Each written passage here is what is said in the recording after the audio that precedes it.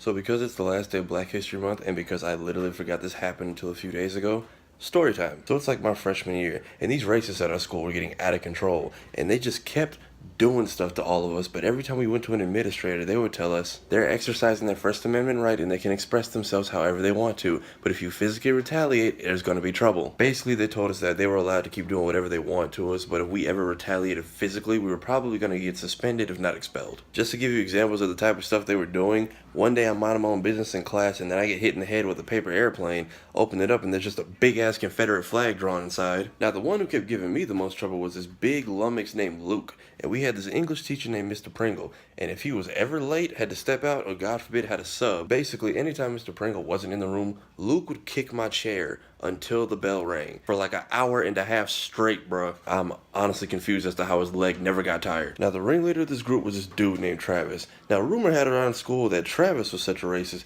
he made one of those plaques that you hang like animal heads on, but wrote the title on the plaque as N-word hunting season, and apparently he said he lays out traps of Kool-Aid and fried chicken. Again, this was just a rumor around campus, but I don't doubt it. And honestly, I think he used to put a pep in his step whenever we would try to confront him about it. Fun fact, in every group of black people there's usually the black sheep. This is the one that somebody's usually signed to watch at all family gatherings. Because either one, they steal, or two, they are likely to pop off at any moment without a notice just because. Basically, they just don't give a fuck.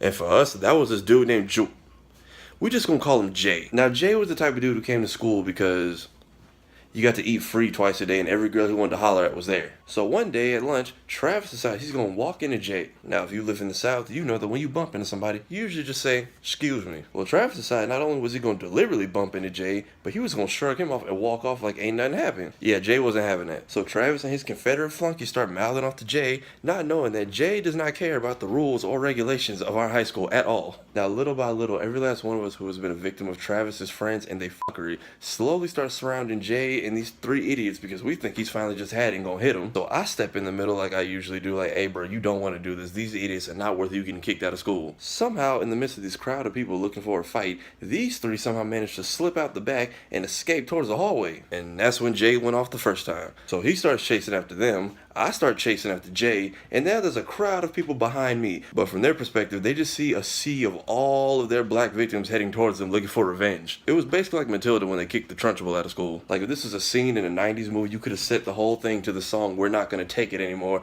and it would have fit perfectly. And just like in any movie, when the white guy sees the danger coming, does he keep running? No, he just stops. So the rest of us are like, "Oh, it's finally finna go down." So Jay grabs Travis by his shirt, cocks his fist back, and through some weird magical spell. Backstory, most of us used to be late to class all the time, so we didn't really give a damn about the bell. The bell rings, Jay lets him go, and everybody just disperses and walks away like that didn't just happen. And I'm sitting here looking like, dead ass.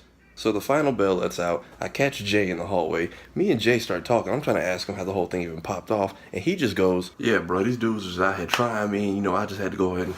Yeah, so Jay just takes off mid-sentence just like that. Somehow, without looking at them, he heard Travis and his goons running behind him, escaping to their car, and just instinctively turned around and took off after him. So once again, Jay is chasing Travis and his crew, I'm chasing Jay, and there's just a sea of angry black folks chasing behind me. Now, I wasn't but like this far from Jay when he took off, but somehow when I turned the corner, Jay was in the parking lot, had caught up to Travis's Jeep, and was beating on the window until they had escaped onto the street. Now, all the black folks who had rallied up earlier and who were egging us on were basically in the parking lot cheering as they drove off. I'm basically going to give Jay the post-fight interview. When I ask him, "Bro, you caught up to the car, what happened?" "Hey bro, I called him, but damn, the crackers drive fast." Now, like I said, the black sheep usually doesn't give a fuck. So when Jay got expelled, he had no problem with it. Because Travis went with him. And to make it up to him, we snuck him into homecoming next year.